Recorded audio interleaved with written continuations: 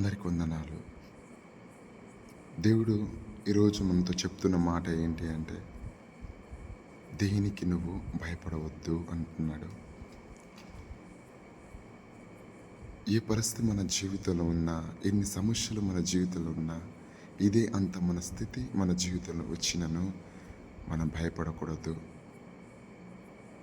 ఏంటయ్యా నువ్వు భలే చెప్తావు, భయపడ మరి అప్పులు నాకు భయం, రేపు వాడికి ఇవ్వాలి అప్పులు, మరి రేపు నాకు సెలక్షన్ ఉన్నాయి, మరి ఆ సెలక్షన్ అవుతానో తెలియదో భయం, మరి మరి నాకు అన్నిట్లో మరి ఏదో ఒక్కొక్కటి ఒక్కొక్క పరిస్థితులు ఎదురవుతూ ఉంటాయి.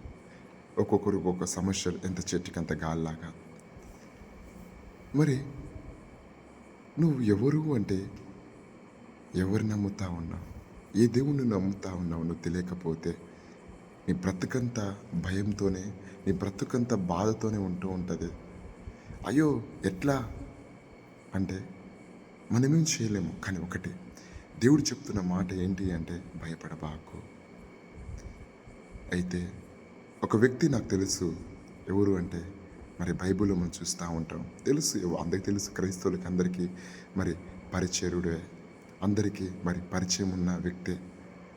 ఎవరు అంటే అపోస్తులైన పౌలు. అపోస్తుల పౌలు తన ఉన్న కాడి నుంచి మరి రోమా పట్టణానికి వెళ్ళాలి. తన చెరసాల నుంచి మరి తీసుకెళ్తా ఉన్నారు. చెరసాల నుంచి ఆ యొక్క ఓడ ప్రయాణంలో మరి తనని బంధించుకుంటూ తీసుకెళ్తా ఉన్నారు. తనేం తప్పు చేసినా లేదు, దేవుని యొక్క సువార్త ప్రకటిస్తూ ఉన్నాడు చూడు, అదే తనకు ఒక శిక్షలాగా మారింది. సరే, మరి ఆ యొక్క ఓడ ప్రయాణం వెళ్తూ ఉన్నప్పుడు మరి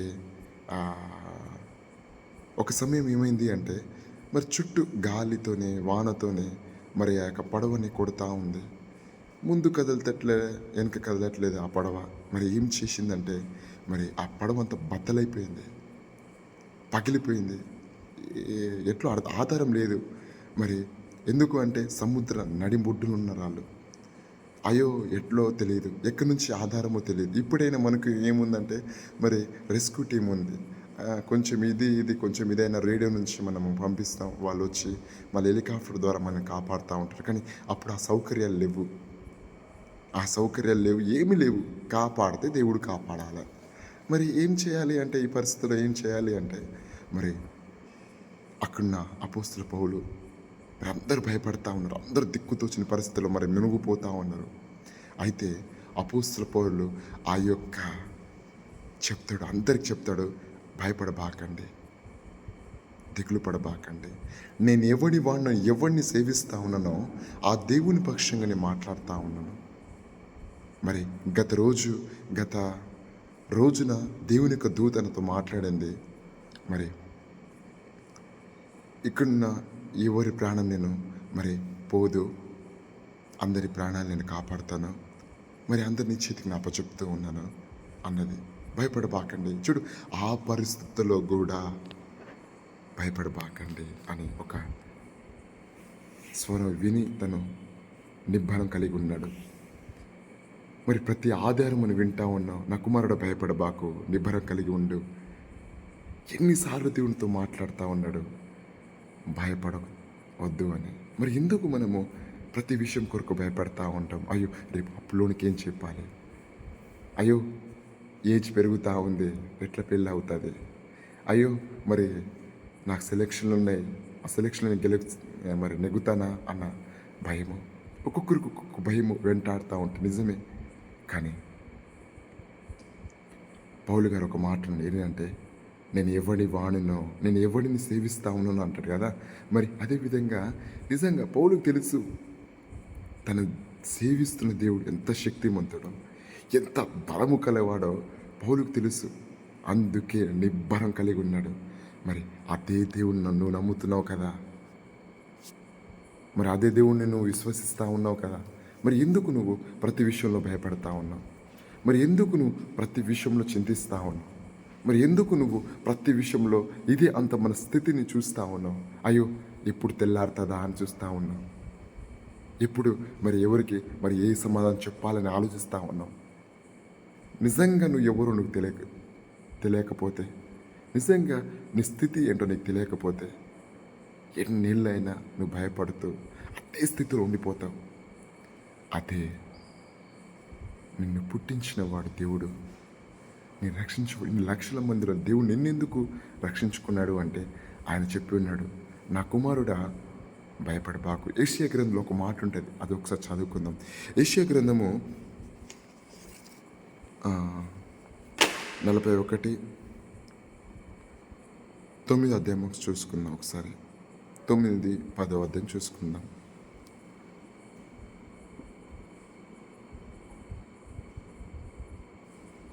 నీవు నా దాసుడవనియో నేను ఉపేక్షింపక ఏర్పరచుకుంటున్నానియో నేను నీతో చెప్పి ఉన్నాను, నీకు తోడే ఉన్నాను, భయపడకుము. నేను దేవుడే ఉన్నాను, దిగులు పడకుము. నేను నిన్ను బలపరుతును, నీకు సహాయం చేయవాడును నేనే. నీతి అను దక్షిణాస్తంతో నిన్ను ఆదుకుందును. అంటే నీతి అను ఆయన దక్షిణాస్తంతో ఆదుకుంటాను అన్నాడు. మరి దేనికి నువ్వు చింతించబాకు, దేని బట్టి నువ్వు భయపడబాకు, నేను నీతో ఉన్నాను అన్నాడు. మరి చూడు, దిగులు పడబాకు, చెడి యొక్క బాకు, నేను నీతో ఉన్నాను అన్నాడు. మరి ఏ దేవుని నమ్ముతా ఉన్నావు? ఆయన ఎందుకు నువ్వు భయపడుతున్నావు ప్రతి విషయానికి? మరి బైబిల్ 366 సార్లు ఒక మాట రాయబడింది. ఏంటి అంటే భయపడకూడదు అంటే ఏంటన్నమాట, ప్రతిరోజు నా కుమారుడా భయపడకు, నా కుమార్తె భయపడకు, నా కుమారుడా దిగులు పడకోబాకు, నా కుమారుడా నిబ్బరం కలిగి ఉండు. ఎందుకు అంటే ఆయన ఎవరో, ఆయన ఎంత శక్తిమంతుడో, ఆయన ద్వారా మరి ఆయన ఏం చేస్తాడో, ఆయన శక్తి ఏంటో నిజంగా చెప్తా ఉన్నాను. ఆయన శక్తిని తెలుసుకోవాలి, ఆయన బలంను తెలుసుకోవాలి అంటే ఒకటే మనకు ఆధారం ఏంటి అంటే బైబిల్. దేవుడు ఎందుకు రాపించి ఉన్నాడంటే మరి యోహాను సువార్తలో ఒక మొదటి అధ్యాయంలోనే ఒక మంచి మాట ఉంటుంది. ఏంటి అంటే ఆది వాక్యం ఉండెను, వాక్యం దేవుని యొద్ద ఉండెను, ఆ వాక్యమే దేవుడే ఉండెను అన్నాడు. అంటే వాక్యమై ఉన్న దేవుడు మరి నీ చేతిలో ఉంటే మరి ఎందుకు నువ్వు చింతిస్తా ఉన్నావు? చూడు, చేతులు పట్టుకుంటే అవుతుందా? కాదు. మరి నీ హృదయం నుంచి జీవధార నదులు బయలుదేరుతుంది అన్నాడు దేవుడు. మరి నీ హృదయం నుంచి జీవధార నదులు బయలుదేరాలి, నువ్వు దేనికి భయపడకూడదు అంటే ఆయన లేఖనంలో చదవాలి.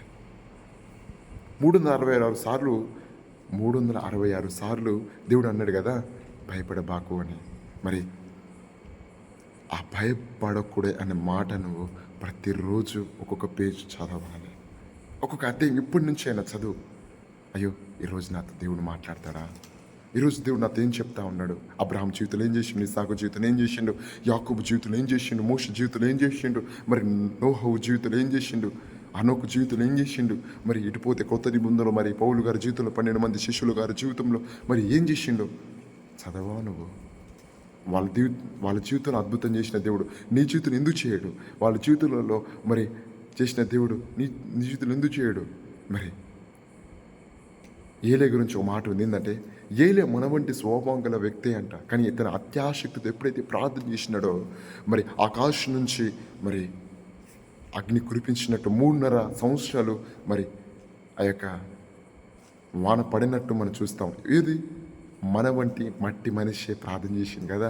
మరి ఆ మట్టి మనిషి దేవుని యొక్క తోడు ఉంటే తను ఆపలేడు, తను ఎవరు ఆపలేరు. పరాక్రమంగా బాలాడులై తను ముందుకెళ్తాడు. అనేక మంది దేవుని దగ్గర, అనేక మంది ఆశీర్వాదకం తను ఉంటాడు. ఏంటయ్యా అన్నీ బాగానే చెప్తావు, వాక్యం చెప్పమంటే కోటలు దాటిపోతాయి. మరి నువ్వు భయపడుతున్నావు అంటే నిజం, నాకు భయం ఉంది, కానీ ప్రతిరోజు ఆయన లేఖనాలు చదువుతూ ఉన్నాను. తను ఓదార్చు, నా కుమారుడు భయపడబాకు, నేను నీతో ఉన్నాను అన్న మాట నేను వింటా ఉన్నాను. మరి నీ జీవితంలో వింటా ఉన్నావా? నీ జీవితంలో నువ్వు మరి ఆయన లేఖనాలు మరి చదువుతా ఉన్నావా? ఆయన బలం తెలుసుకోవాలి, ఆయన శక్తిని తెలుసుకోవాలి, ఆయన హస్తం నీతో ఉండాలి అంటే నువ్వు ప్రతి దినం ఆయన లేఖనాలు చదవాలి.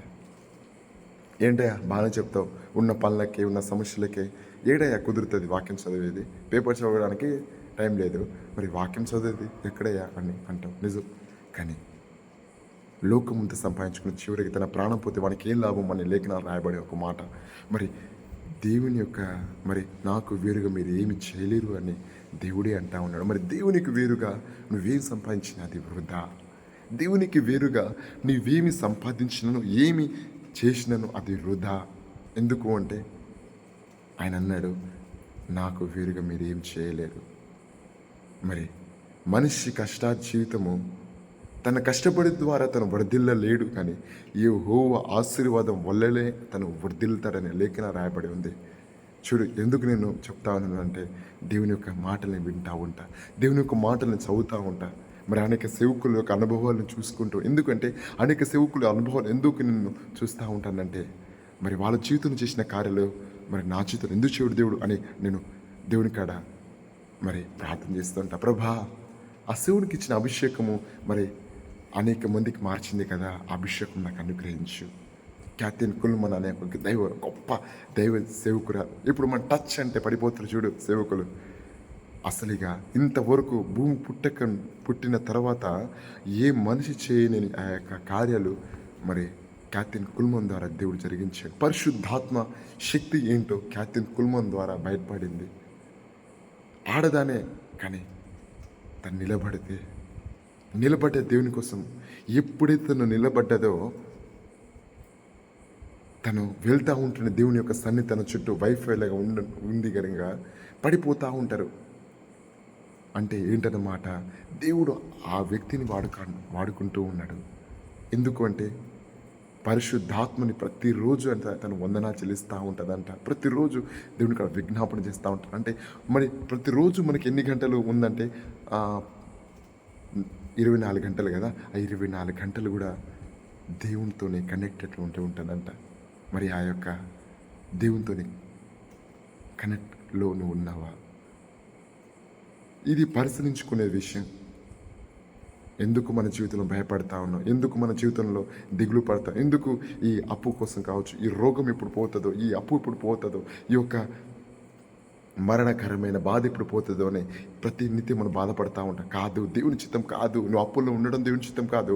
నీ యొక్క రోగాలు ఉండడం దేవుని చిత్తం కాదు. మరి పరలోకం ముందులో ఒక ప్రార్థన ఉంది. ఏంటంటే, పరలోకం ముందు నా మా తండ్రి నీ నామ పరిశుద్ధపరచబడును కాక, నీ రాజ్యం వచ్చును కాక, నీ చిత్తం పరలోకం ముందు నెరవేర్చినట్లు భూమి యందును నెరవేర్చు. పరలోకంలో రోగం లేదు, పరలోకంలో అప్పు అనే సమస్య లేదు.